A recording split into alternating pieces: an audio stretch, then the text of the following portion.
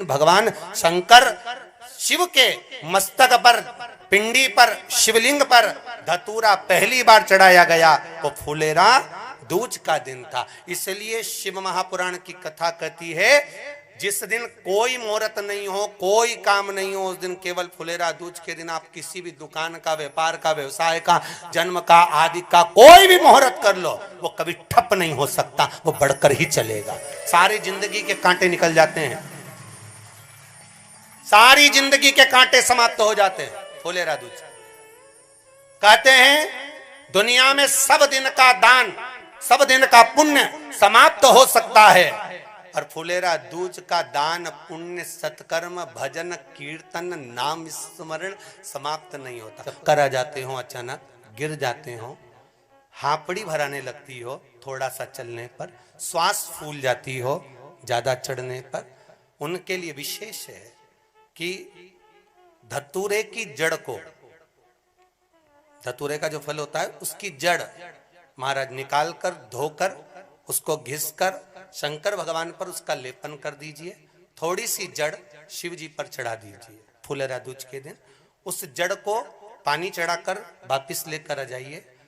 जो मिर्गी का मरीज होता है, जिसको दमे की शिकायत होती है, श्वास की होती है, चलने में हापड़ी भरा जाती हो, फुलेरा दूज के दिन दोपहर के समय पर उसको वो जड़ केवल 3 या 4 बार सुगंध में सुंगा दी जाती है, तो मिर्गी की बीमारी समाप्त हो जाती है, और जिसको दमा श्वास फूलता है उसको भी आराम लग जाता है। फुलेरा दूज के दिन उसके लिए नित्य आनंद का सुख दे जाती है। और भी ध्यान दें, जिसको बहुत भारी बीमारी हो, डॉक्टर कह रहे हैं कि ऑपरेशन की जरूरत है, ऑपरेशन कराना पड़ेगा, गांठ हो गई है, ये हो गया है, वो हो गया है, निवेदन है एक धतूरा फुलेरा दूज के दिन भगवान शंकर के शिवलिंग पर समर्पित करें, और 5 बेलपत्र नंदीश्वर भगवान पर अर्थात भगवान नंदी पर समर्पित करें। जीवन में कितनी बड़ी भी बीमारी होगी वो आगे नहीं बढ़ सकती, ऑपरेशन की जरूरत नहीं पड़ सकती, वो केवल फुलेरा दूज पर हो,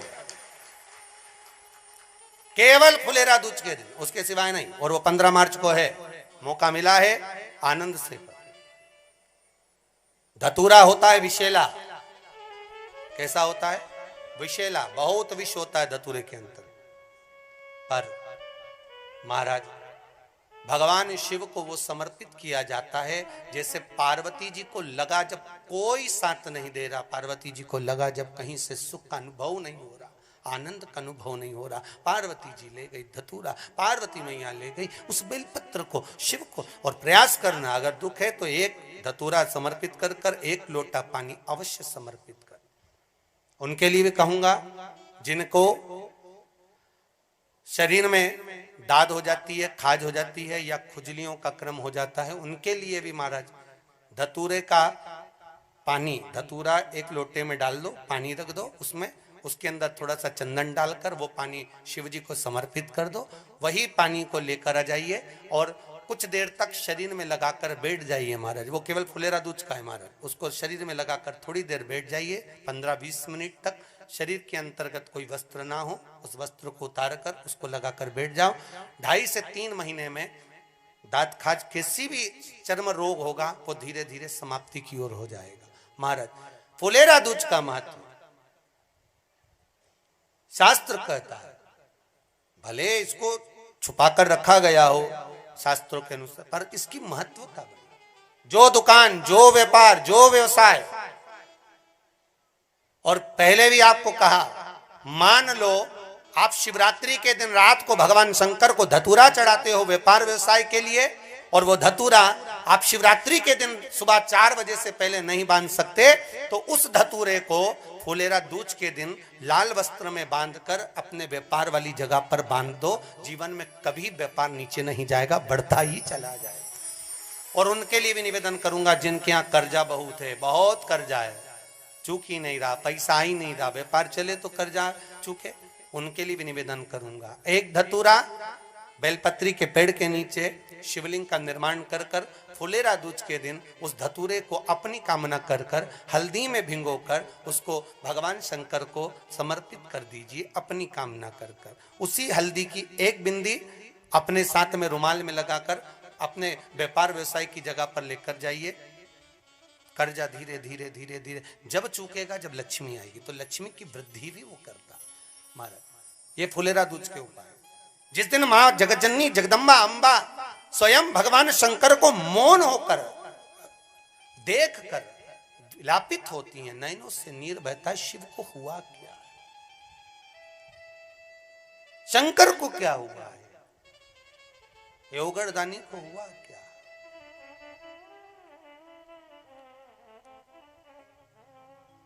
नयन जलता मैं तो बैठी थी गंगा किनारे, मैं तो बैठी थी गंगा किनारे,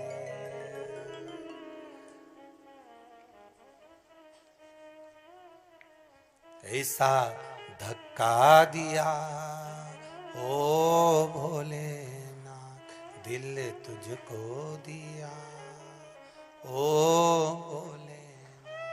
भगवान शिव ओगड़दानी, त्रिकालदर्शी, कैलाशी, अविनाशी, इस चित्तवृत्ति के मन की बात को धारण करने वाले,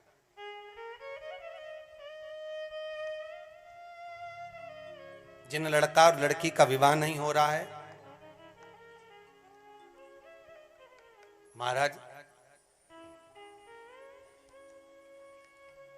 विवाह के लिए बहुत परेशान हो गए, उनके लिए भी 5 बेलपत्र, 1 धतूरा, 5 शमी पत्र अशोक सुंदरी वाले स्थान पर, चाहे मंगल हो, चाहे राहु हो, चाहे केतु हो, सारे ग्रह भले अनुकूल है नहीं है, प्रतिकूल है नहीं है, वो अपने अनुसार उसको लेकर शमी पत्र, बेलपत्र और धतूरा हाथ की हथेली में रखकर, जिसका मंगल विवाह नहीं हो रहा, बहुत कष्टप्रद है, हाथ में रखकर अशोक सुंदरी, अशोक सुंदरी का स्थान सबको मालूम है ना, भगवान शंकर की जलाधारी पर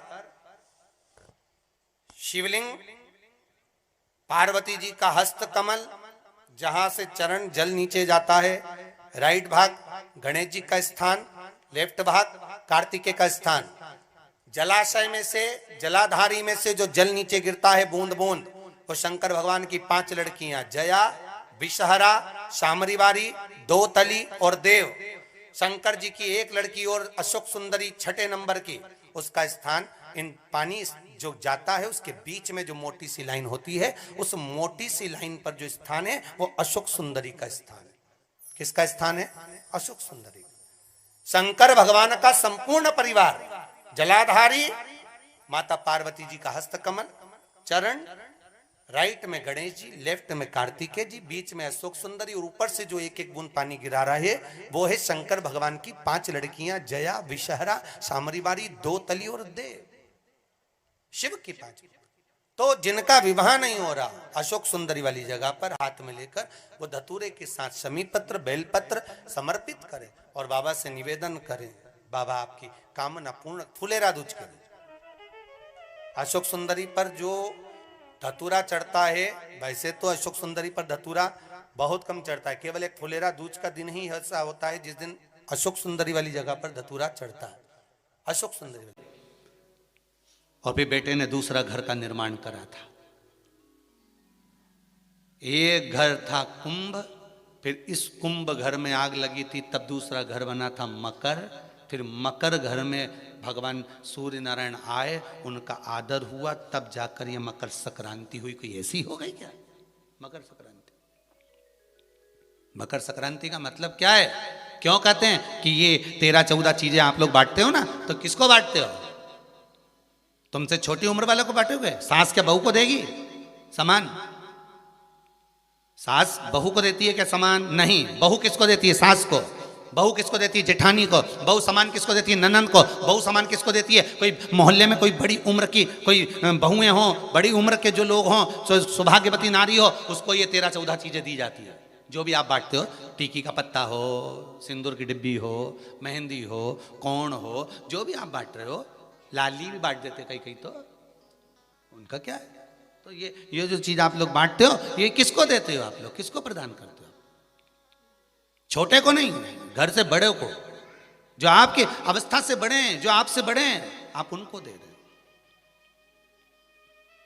क्यों देते हैं बड़ों को? ये यहां आदर का भाव दिखाया गया, यहां आदर दिखाया गया कि यहां कुंभ में शनि महाराज अपने घर में रह रहे थे, सूर्य नारायण भगवान का आगमन हुआ, आज बेटे से मिलने का भाव जागृत हुआ और कुंभ में प्रवेश कर गए। जैसे ही घर में प्रवेश करे, अब घर में प्रवेश करे तो आदर का भाव होना चाहिए था महाराज, आदर का भाव प्रकट होना चाहिए।